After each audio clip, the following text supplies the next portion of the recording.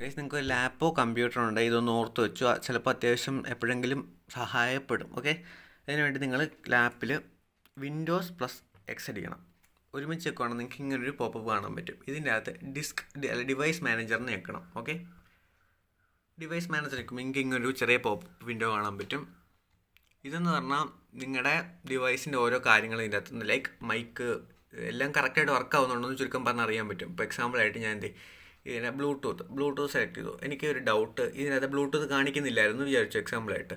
അപ്പോൾ ഞാൻ ഇതിൻ്റെ ബ്ലൂടൂത്ത് അഡാപ്റ്റർ ഡബിൾ ടാപ്പ് ചെയ്യുകയാണെങ്കിൽ നിങ്ങൾക്ക് ഇവിടെ അറിയാൻ പറ്റും this device is working properly എന്ന് പിന്നെ അത് കാണിക്കുന്നുണ്ട്. അപ്പോൾ എന്തെങ്കിലും പ്രശ്നമുള്ളതാണെങ്കിൽ this device is not working properly അല്ല എന്തെങ്കിലും എറർ കാണിക്കും. അപ്പോൾ നിങ്ങൾക്ക് ഇത് ജസ്റ്റ് ഒന്ന് റീഇൻസ്റ്റാൾ ചെയ്താലോ, ഇവിടെ തന്നെ റീഇൻസ്റ്റാൾഡ് ഓപ്ഷൻ അപ്പോൾ വരും, അല്ലെങ്കിൽ അപ്ഡേറ്റ് ചെയ്താലോ കാര്യം കഴിയും. അല്ലാണ്ട് നിങ്ങൾ അതോർത്ത് പേടിക്കേണ്ട. കുറേ പേര് അങ്ങനത്തെ പ്രശ്നങ്ങൾ കുറേ പേര് ലാപ്പിൽ ഞാൻ കാണുന്നുണ്ട്, അതുകൊണ്ട് ഞാൻ പറഞ്ഞെന്നുള്ളൂ. അതേപോലെ ഇത് മാത്രമല്ല, എല്ലാത്തിനും നമുക്കിപ്പോൾ ഡ്രൈവേഴ്സ് ആണെങ്കിലും ഇപ്പോൾ ഫ്രെയിംവെയർ ആണെങ്കിലും അങ്ങനെ എന്താണെങ്കിലും നമുക്കറിയാൻ പറ്റും.